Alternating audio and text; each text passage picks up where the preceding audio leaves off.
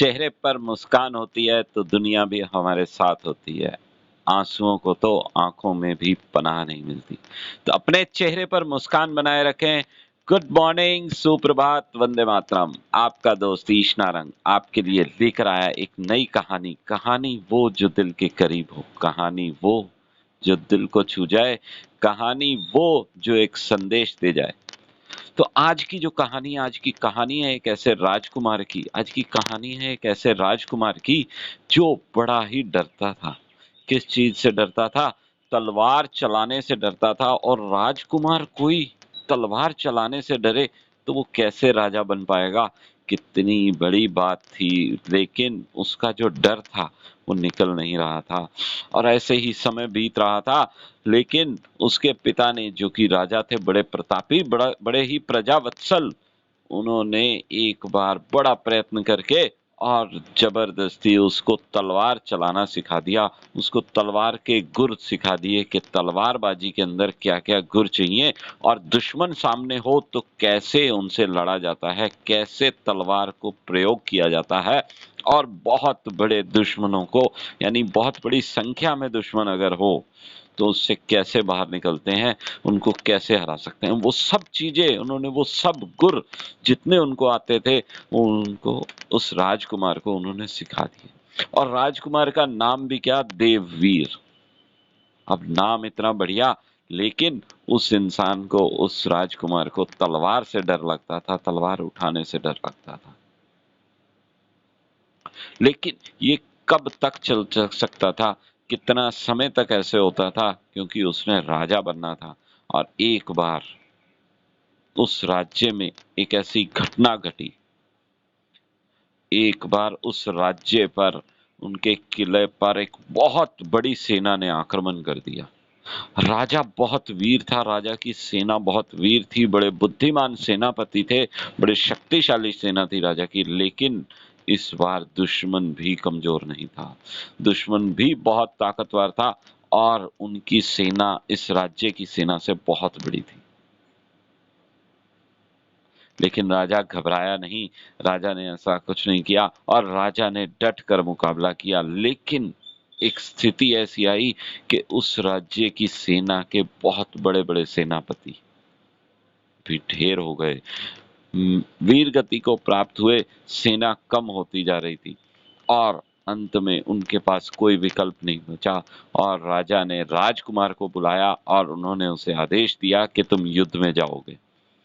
जितनी हमारी सेना बची हुई है, उस सेना को लेके तुम युद्ध में कूच करो, ताकि इस युद्ध को जीता जा सके और अपने राज्य के, अपनी प्रजा का ध्यान रखा जा सके, प्रजा का बचाव किया जा सके। लेकिन राजकुमार, जिसे तलवार से डर लगता था, वो तो जाने को तैयार नहीं होता। लेकिन उसकी कमर पर तलवार बांधकर राजा उन्हें जबरदस्ती उस बची हुई सेना के साथ युद्ध भूमि में भेज देता है।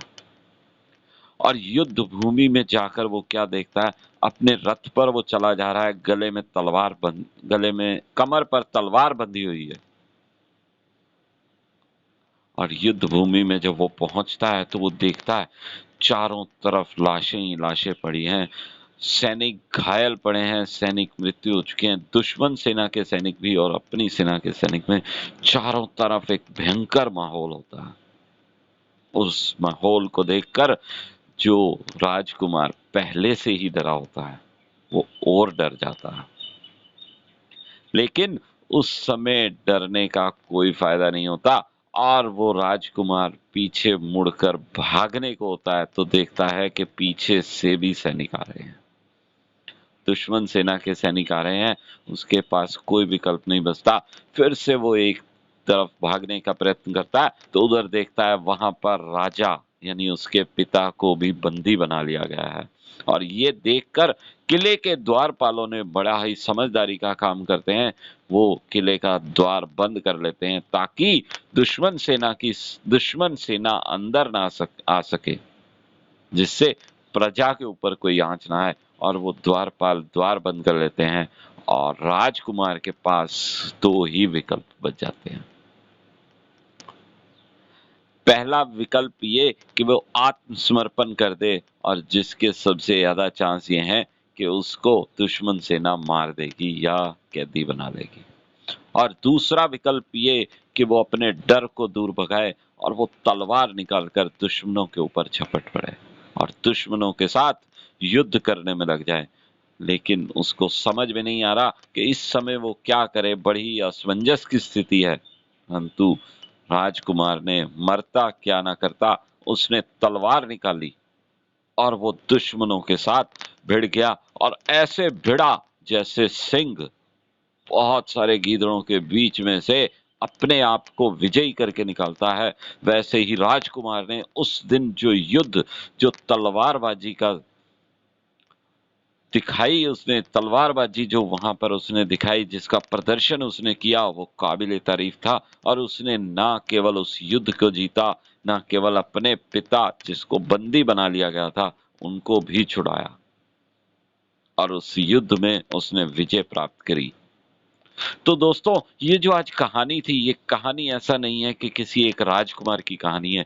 ये आपकी कहानी हो सकती है, ये मेरी कहानी हो सकती है, ये हम सब की कहानी हो सकती है, क्योंकि हम लोग भी क्या करते हैं, किसी एक चीज से बहुत डर बना के रखते हैं। बहुत सारे ऐसे काम होते हैं जो हमें जीवन में करने चाहिए, जीवन में सीखने चाहिए, और हम उसको नहीं करते। क्यों? क्योंकि हमें डर होता है। हमें डर होता है किस चीज का? कि हम ये काम करेंगे तो लोग हंसेंगे, हम ये काम करेंगे तो शायद मैं इसमें विजय प्राप्त ना कर सकूं, और हम ये काम इसीलिए करने को तैयार नहीं होते, नया काम सीखने को तैयार नहीं होते, क्योंकि बदलाव को हम एक्सेप्ट नहीं करना चाहते हैं। राजकुमार ने अंतिम मौके पर आकर डिसीजन लिया और उसने उस युद्ध पर विजय प्राप्त कर ली, लेकिन बहुत देर होने के बाद उसने ये निश्चय किया, ये डिसीजन लिया कि मैं इस युद्ध में लड़ूंगा। अगर वो पहले आता तो उस राज्य की सेना का जो नुकसान हुआ, जो जान का माल का नुकसान हुआ, शायद उसे रोका जा सकता था। लेकिन उसने उस समय डिसीजन लिया जबकि बहुत देर हो चुकी थी। तो हमें भी डिसीजन ऐसे टाइम पे नहीं लेना जब हम ऑलरेडी बहुत नुकसान कर चुके हों। डर को हमने जीतना है।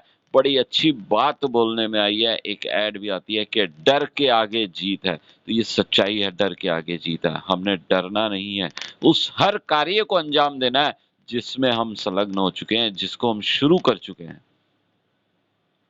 और डर से बाहर निकलेंगे तो वो कार्य में सफलता, वो लक्ष्य में सफलता अवश्य मिलेगी। और समस्याएं जिसके कारण हम डर जाते हैं, हमारे दिमाग में बहुत सारी चीजें आती हैं कि अगर मैं ये काम करूंगा, अगर मैं ये समस्या से नहीं निपटूंगा, समस्या से भागने के हमारे पास बहुत सारे तरीके होते हैं। बहुत सारे जीवन में हमें ऐसी चीजें मिलती हैं जो कि हमें अपने कार्य से, अपने पथ से डगमगाने की कोशिश करते हैं। बहुत सारे ऐसे विकल्प हमें मिलते हैं, बहुत सारे ऐसे ऑप्शंस हमारे पास अवेलेबल होते हैं कि हम उस समस्या से निकलने का प्रयत्न नहीं करते, हम उस युद्ध में लड़ने को तैयार नहीं होते। तो उन विकल्पों को खत्म कर दो, उस जगह पे बैठना शुरू कर दो जहां पर हमें पॉजिटिविटी मिले। उन लोगों के साथ चलना छोड़ दो जो कि हमें नेगेटिव करें। उस जगह पर जाना छोड़ दो जहां पर काम की बजाय, सफलता की बजाय, कार्य की बजाय, लक्ष्य की बजाय नेगेटिविटी पर बातें की जाए, गपशप की जाए, गॉसिप की जाए। उस जगह से हमें कुछ नहीं मिलना है। हमने उन सब लोगों को अपने साथ लेकर चलना है, उन सब लोगों के साथ खुद चलना है जो कि पॉजिटिव सोचते हैं, जो अपने लक्ष्य की ओर बढ़ते हैं। तो डर के आगे जीत है। डर को अपने जीवन से निकाल दो, क्योंकि डर नहीं होगा तो हमारी सफलता निश्चित है। हमें कोई रोक नहीं सकता है हमें सफल होने में, और हमारा लक्ष्य हमें जरूर मिलेगा। तो आज की कहानी यहीं तक। मैं समझता हूँ, तो उम्मीद करता हूँ कि आज की कहानी को भी आपने हमेशा की तरह लाइक किया होगा। ये कहानी रोज मैं YouTube पर डालता हूँ, और YouTube पर आप सब लोगों के लाइक, कमेंट्स, शेयरिंग मुझे मिलती है, हमेशा मिलती है। उम्मीद करता हूँ कि आगे भी आप सब लोगों का साथ बना रहेगा, और कल सुबह इसी समय, इसी लिंक, इसी प्लेटफॉर्म पर हम फिर से मिलेंगे एक नई कहानी के साथ, एक नए संदेश के साथ, और कोशिश करेंगे कि हम सब एक दूसरे की जीवन में खुशियां भर सकें। और खुशियां आएंगी तो बाकी सब चीजें खुशियों के पीछे पीछे भी आती हैं। तो कल सुबह तक के लिए डोंट वरी, बी हैप्पी।